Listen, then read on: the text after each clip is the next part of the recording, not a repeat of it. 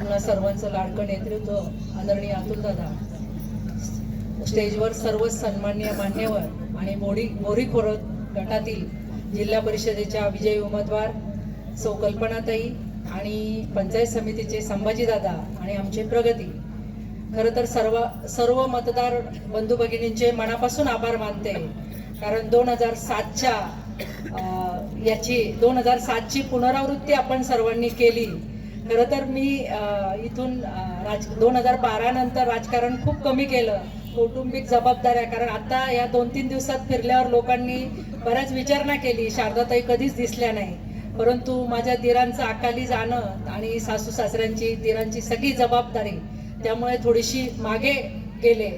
परंतु अजितदादांचं अचानक जाणं आणि अतुलची आपल्यासाठी असलेली धडपड, या सगळ्यासाठी आणि कल्पनाच्या मागे आता यांनी जे सांगितलं की यशस्वी पुरुषाच्या मागे जशी स्त्री असते तसे स्त्रीच्या मागे पुरुष, तसं वैभवचे 2दा-3दा फोन आले.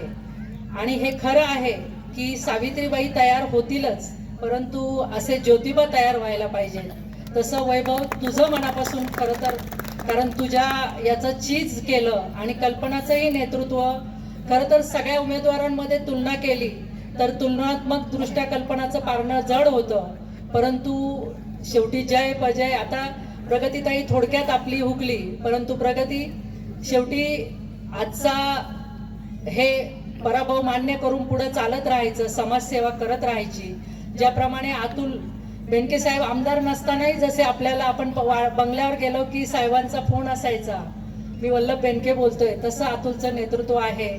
आणि आदरणीय दादांकडे दादांचं जेवढं प्रेमाचं होतं तसंच आदरणीय सुनेत्रा वहिनींचंही अतुलवर तेवढंच प्रेम आहे.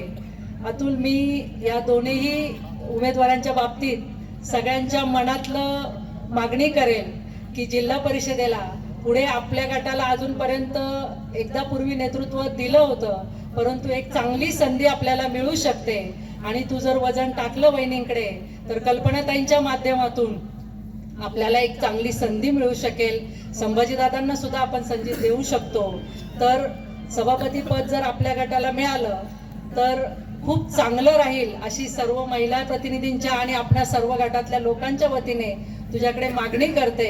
आणि ही गावं जी खूप ठामपणे माझ्या पाठीशी राहिली, इथे सगळे ज्येष्ठ लोक आहेत. आदरणीय बेनके साहेबांच्या माध्यमातून अतुल, इथे ह्या गावामध्ये आपण ज्या ग्राउंडवर बसलोय, जिल्हा परिषदेने काय दिलं, तर एवढं मोठं ग्राउंड मला नाही वाटत कोणत्या गावाला अवेलेबल असेल. कारण ज्यावेळेस इथे बायजीमाच्या यात्रेला आपण सर्व महिला भगिनी पूर्वीपासून येत असाल, आज हे जे प्रांगण आहे हे सगळं आदरणीय बेनके साहेबांनी संधी दिली आणि त्या माध्यमातून आपण करू शकलो. आणि एखादी स्त्री ती जर कणखर असेल तर निश्चितपणे ही सगळी कामं करू शकते.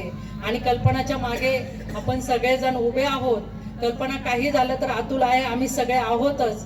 परंतु पुन्हा एकदा अतुल, सगळ्या भगिनींच्या वतीने एक मागणी करेल की सभापती पद बहिणींकडे जरा थोडंसं अजून प्रेमाने मागणी केली तर आपल्या तालुक्याला मिळेलच.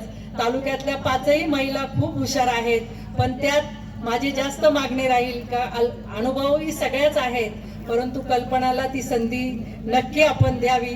आणि पुन्हा एकदा संभाजीदादा, आपण तर अजात शत्रू आहात. पारगाव, कावळपिंपरी तिथपासून इकडे 14 नंबरपर्यंत सगळ्यांनी एवढं प्रेम केलं, आजही त्या लोकांचं प्रेम तेवढंच आहे. मतदानाच्या माध्यमातून कल्पनाताईंवरही सर्वांनी दाखवून दिले. सर्व मतदारांचे, विजयी उमेदवारांचे सर्वांचे पुनश्च एकदा अभिनंदन करते. धन्यवाद. जय हिंद, जय महाराष्ट्र.